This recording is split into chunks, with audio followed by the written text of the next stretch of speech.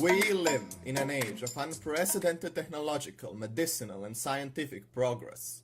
That becomes most apparent when we compare what we can do today to what we could do, say, some 500 years ago. For an example, today we are able to traverse hundreds and even thousands of kilometers of distance in a matter of hours, whereas it would take our ancestors days, weeks, months, and sometimes even years to do the same. Diseases that used to be fatal, like the flu or bacterial infections, are treated simply by drinking pills of antibiotics. Capturing moments of beauty that required masterful work of talented artists and days of dedication is now reduced to simply tapping the screens of our smartphones. And so on. Having all that in mind, one should still remember that history doesn't move in a straightforward line towards perfection, and that our level of advancement as a species has had its ups and downs. That's why in today's episode we're going to take a look at the top 5 forgotten ancient technologies. Number 1. Greek fire.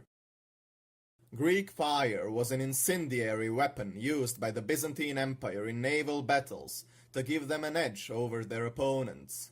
It was typically projected onto the enemy using pressurized nozzles or siphons, and it is said that it would even keep burning when on water.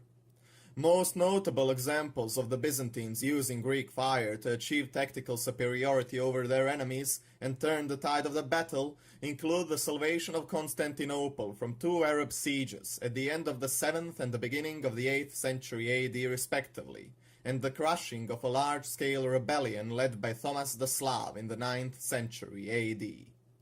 Many Byzantine rivals, such as the Arabs and the Bulgarians, had tried to imitate Greek fire by creating their own variations of the incendiary weapon, but none was as effective as the original. The secrets of producing Greek fire were carefully guarded by the Byzantines, of course, and thus they were lost to time. There you go. Now you know how Greek barbecue is made. Number 2. Damascus steel. Damascus steel was a unique type of forged steel used to make swords of impeccable quality by the blacksmiths in the Near East from the 3rd to the 17th centuries AD. It was forged using ingots of wood steel, a special type of crucible steel imported from India. Damascus steel got its name from the city of Damascus, of course, where the Arabs introduced wood ingots to the thriving weapons industry. With the rise of modern weaponry, however, such as handguns and cannons, the production of these patterned swords gradually declined, ceasing by around 1750, and so it was that the technique needed for making this remarkable steel was forgotten. I guess the real question here would be, but is it sharper than Gordon Ramsay's tongue? An idiot sandwich. Number 3. Heat ray weapon.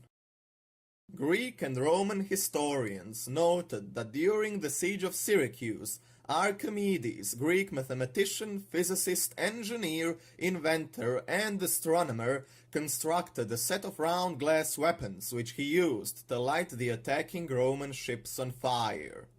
The validity of the story has often been called into question by various modern-day historians, and numerous attempts have been made to recreate the weapon, but with little to no avail. The mysterious weapon was even featured on an episode of Mythbusters, who were not able to recreate it, and thus proclaimed the myth busted. That's not the end of the story, however, as a team of researchers at MIT attempted to do the same and have indeed succeeded to make a replica of the weapon. A link in the description. I cannot stop wondering, though, could it be that Archimedes simply used a piece of glass to direct sunlight in the eyes of Roman sailors to mess with their vision, and they simply invented the whole story so they wouldn't be ashamed of being defeated by one Greek guy, doing what every other school kid does in school and they're bored? Number 4. Roman concrete.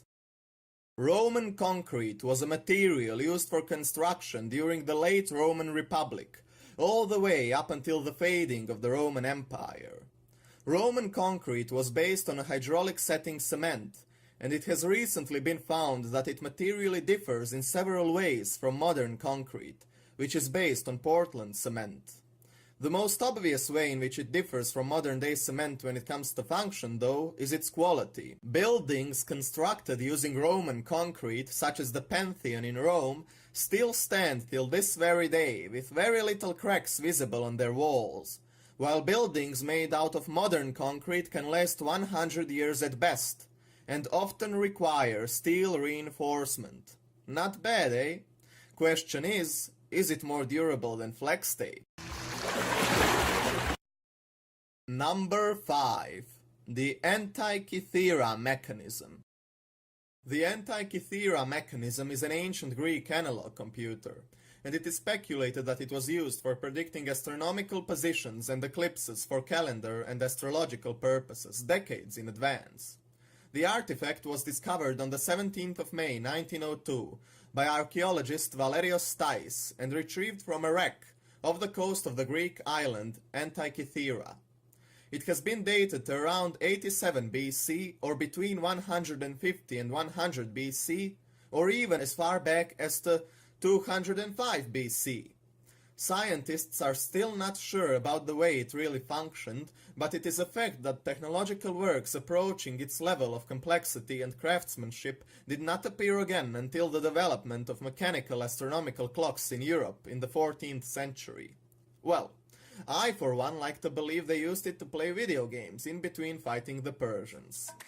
And that would be all for today, dear viewers. Thank you very much for watching, and don't forget to hit that like and subscribe button if you like what you saw and want to be notified as soon as our next episode comes out. Have a nice day and see you next time.